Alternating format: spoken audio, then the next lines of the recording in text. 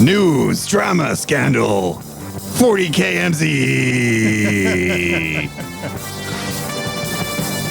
Man, that's pretty good, actually. I think I'm just going to just cut that. So what do you got for me today, John? Texas. I mean, that's pretty much it. So, Chapter Tactics, a little-known podcast in a small frontline gaming network run by Mr. P. by Pablo. Pie by Pablo? Yeah, whatever. You know what? We're just gonna call him like we see him, Pie Pablo. Yeah, it's a hybrid name, much like we're a hybrid podcast. They had a really good episode this week where they were talking about ITC teams and sort of like the benefits of the teams and then kind of what teams can do, why you should join a team. Yeah, and there's some solid benefits, right? There's some. I mean, we're members of team. We are, and one of those benefits is like I never really have to worry about getting a good game of 40K. That's one of the main benefits is I don't have to go in our local like state group page area and be like, hey, who wants to play a game? And I don't know if I'm going to be getting someone who's just going to crush my dreams or if it's going to be like just super cash game. I can know what to expect. Something they brought up though was that offends me. By the way. Was the super yeah? You, John. Something they brought up was the kind of the formation of super teams, right? Which kind of started with Beast Coast, whose membership was the entire West Coast. No. They were like Beast Coast is East Coast. Oh, Beast Coast is East Coast. Yeah, that's why it rhymes. Oh, well, that makes sense. Man, I thought they were West Coast for some reason. No. Because that's the best coast. Word. I'm saying coast too many times. But they were essentially the entire East Coast, right? So they were like getting really high scores. And that allowed them to kind of coast through the competition. Yeah, it sure did. It sure did. Yeah. So following the East Coast's example, and I don't think we meant to copy them, but us up here in Alaska, two of our bigger teams merged together. Right. Well, first of all, let's preface this. Okay. Most everybody on these two teams was already friends, right? Like, oh, for sure. Like I was on the other team for a while, and then I joined our Anchorage team. Right. And the other team is based primarily in Fairbanks, but they have members all across the state. Yeah, there's dozens of them. Literal dozens of them between the two teams. But what happens is because we don't have any majors up here. There's only 2 or 3 of us that travel for majors or things. True.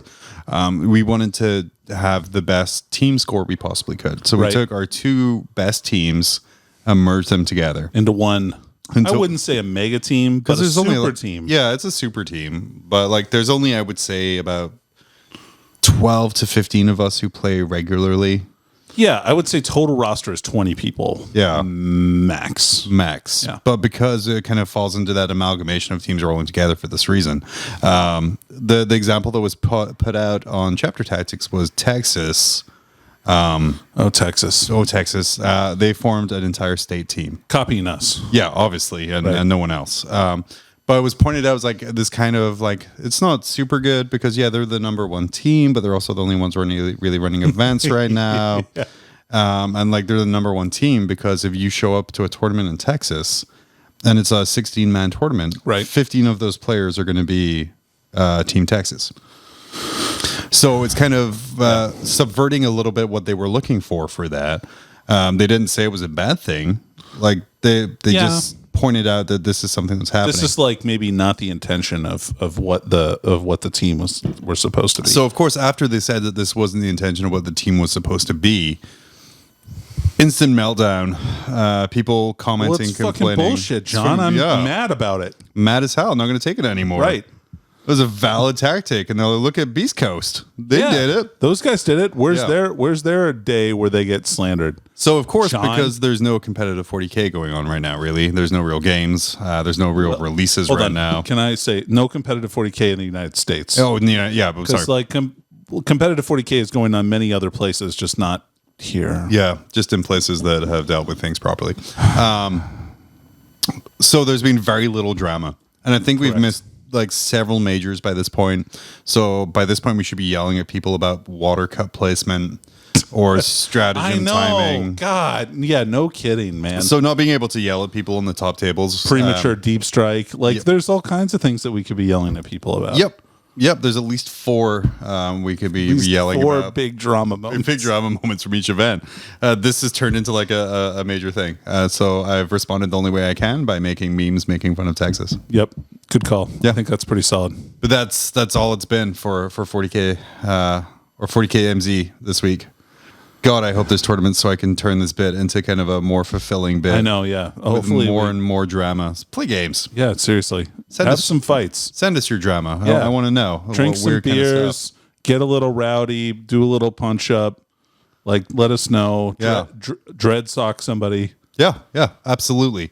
Absolutely do that. But Absolutely use physical violence. if we're Make no mistake of what John is saying here, folks. oh yeah, we condone physical violence against each other over a toy game. The hardest I've ever rolled my eyes during a game of 40K was someone's like corrected me when I said they were little plastic spacemen. I was like, no, they're this, and they said their chapter name. I was like, oh god, okay, this is how Bro. this game's gonna go.